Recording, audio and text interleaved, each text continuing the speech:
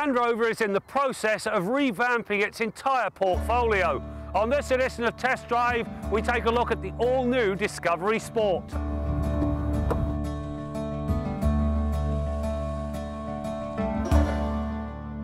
The Disco Sport is the newest member of an expanding portfolio. It joins two new versions of the larger Range Rover. In this regard, the new Discovery looks like its bigger siblings, but it's lighter and tighter to the feel. It's an attractive go-anywhere ride that's destined to find many fans if they can overlook some of the quirks.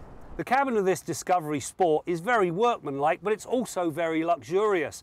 Great leather seats and an infotainment system that's readily mastered.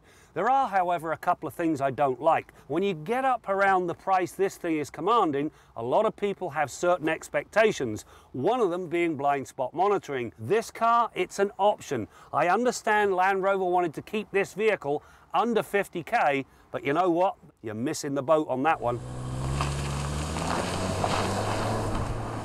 The new body brings a mix of high and ultra-high strength steel with lightweight aluminum body panels. The combination delivers a strong base of operations for the long travel suspension. Riding on front struts and a new multi-link rear suspension, the combination does a good job of controlling body roll while soaking up the rigours of an off-road jaunt. In this regard, the Disco Sport brings an enviable blend of comfort and capability. The electrically assisted variable ratio steering also delivers decent feedback and a short 2.43 turn lock-to-lock, which is just the ticket in a tight trail. This, the hill descent control and brake-based torque vectoring delivers seemingly unstoppable performance regardless of whether you're on or off-road. One of the reasons that this Discovery Sport is so good off-road boils down to terrain response. It allows you to pick a number of different programs, each of which alters what the engine, transmission and all-wheel drive system do. In the end, you can take this thing into the backwoods and be assured you'll get back home at the end of your excursion.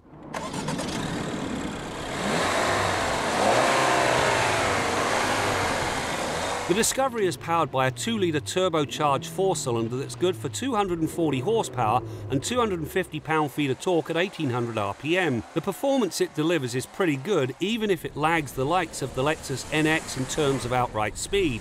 For the record, the Sport canters to 100 kilometers an hour in 8.2 seconds. Part of the reason is the 9-speed transmission pulls away in second gear unless the driver manually selects first. It also likes to upshift early for fuel economy reasons. That said, it is one of the best 9-speed boxes out there in terms of its shift strategy. There is a surprising amount of room in this Discovery Sport, and when you pop the tailgate up, 981 litres with the seats in the upright position, and when you fold them down, that number jumps to 1887. You'll also find the option of a third row. That gives it 5+2 seating configuration, which is something a lot of the competition lacks. The one thing I didn't care for, the seats don't go all the way down, which means the floor is not flat. The 212mm ground clearance and generous approach and departure angles make a gnarly trail a piece of cake. Likewise, the ability to ford 600mm of water and climb a 45-degree grade imbue the Discovery Sport with outstanding off-road credentials. Heck, even the front bumper can be removed if that's what's needed to get off the trail safely. The all-wheel drive system drives the front wheels under normal conditions. However, it is very fast. Should the wheels slip, it is re-engaged in just 350 milliseconds. There really is a great deal to like about this new Discovery Sport. To begin with, it handles, it's got a decent engine, the 9-speed automatic transmission and a very good all-wheel drive system.